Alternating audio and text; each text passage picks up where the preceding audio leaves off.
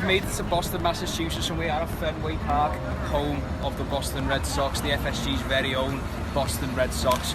Welcome to day, 4 of our travel vlog, whatever you want to call it.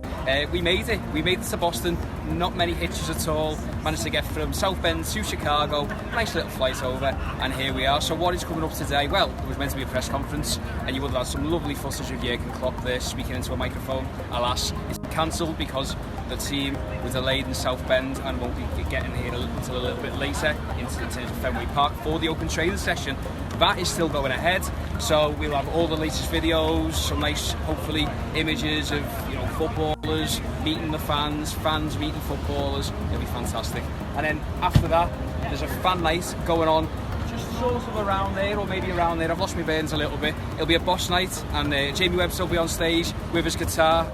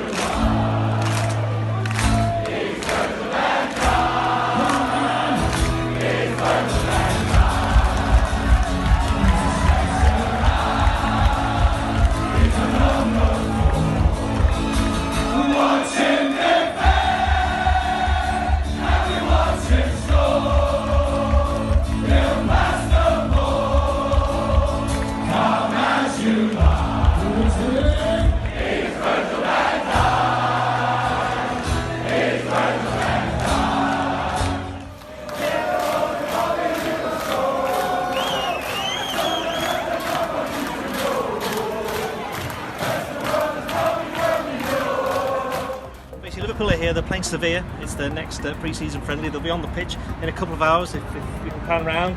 There is the pitch. It's played on the famous normal fields for baseball, Field of Dreams and all of that. But this will be a beautiful game that will be on it this time. The pitch is a little bit less wide than, same as in Notre Dame, a little bit less wide than we normally get for a normal game of football. But in terms of the team news for Liverpool, we'll get a confirmation of that in a little while, but we're expecting perhaps the 5 players who came back at the weekend, Gini Wijnaldum, Trent Alexander-Arnold, Jordan Henderson, Virgil van Dijk and Andy Robertson to return, and they'll probably be starting.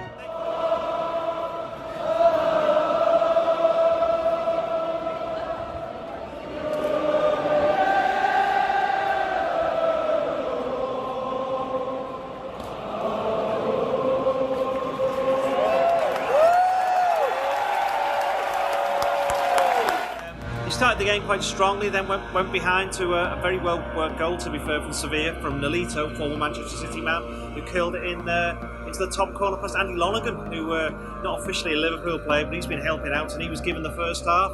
Mignolet went in net for the second half. Divock Origi equalised just before half time. A corner from Trent Alexander-Arnold came over, headed by Nat Phillips, who I thought had a decent enough game, took a deflection, and Origi was there to snap up the rebound, and that's kind of the way things have been for Divock Origi on this, in this pre-season. He's looked good. He's finally got his goal, and certainly when we were here yesterday for the training, he was the one player that the fans absolutely loved.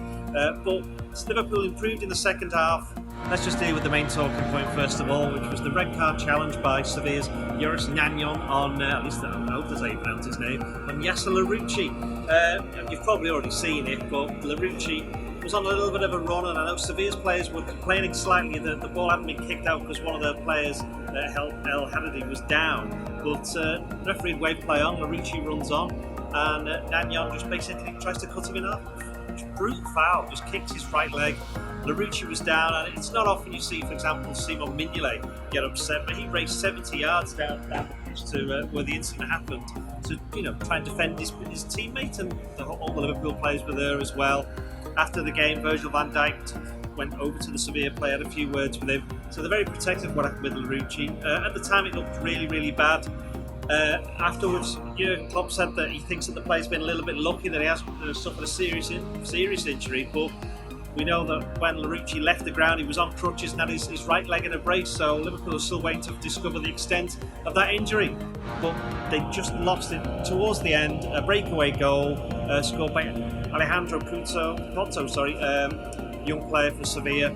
He knocked it in, and well, it was about 4 or 5 minutes of injury time. Liverpool didn't really look like equalising. So Jurgen Klopp spoke after the game. He did admit that he didn't really want to go into the tackle too much. He didn't want to talk about what he called the hard challenges from any team. He didn't mention Sevilla, but obviously it was obviously what he was referring to. He preferred to reflect on his own team, and he said for a large part they weren't good enough. Liverpool now then move on to New York. They're playing the next game, the final game of the US Tour, against Sporting Lisbon on Wednesday. I think 2026 we have the World Cup again. Until then, I think the MLS will again make a big step. Women's football rules the world pretty much, which is impressive. So, and imagine the number of people you have, the desire for sports in general. You have enough people for the four big ones. It's four probably, and plus soccer. And how I said. It will take a while until American clubs will be as big as Liverpool is, and as long as in between now and then, you're very welcome to be LFC supporter. Yeah. It's a nice color. Maybe you'll come to Las Vegas. Maybe come to Las Vegas. Yeah, you have even ice hockey there. I heard about it. It's funny, really funny. It felt today like we played in Las Vegas. It was as hot as it is there. Thanks, guys. Thank you very much. Hello, so that was Boston. The 2-day trip is now over. What a weird game that was, to be honest. I don't think I've ever really seen anything quite like that.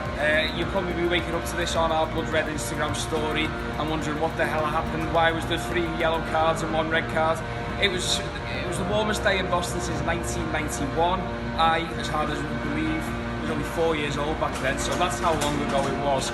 And it was a remarkable game where Sevilla were playing like a real determined, almost that Copa Libertadores feel, because it was all their South American contingent who were niggling at Liverpool players, but it was actually a Frenchman whose name escapes me at the moment. Joris, can my cameraman possibly help me out here? Gnagnon. Joris Gnagnon. I'm laughing, but it's no laughing matter really. His tackle on Yasser Larouci was abominable. It was terrible. He was quite rightly sent off, and Larouci left the stadium with his leg in a cast, which is really bad news for him. We hope that it isn't as serious as it looked. Jurgen Klopp says he looks like he's got lucky with it. But that aside, the match is over. It was a 2-1 defeat. It might sour a little bit for the fans. I mean, Fenway was absolutely packed once more. It looked fantastic. The fans who were sitting over on that side next to the Green Monster, God knows how they lasted for 90 minutes in that sunshine. There were a lot of burnt faces there by the end of the afternoon. However, it's been a fantastic trip for the supporters in general. You'll have seen it last night, the LFC fan events with the Anfield Rap and Jamie Webster bringing the house of blues down in fact. So next stop then is New York City tomorrow. We'll be going, not by a plane thankfully, but by a train. So no more security, no more delayed flights. Keep in touch with the Instagram story and we'll see what can go wrong tomorrow.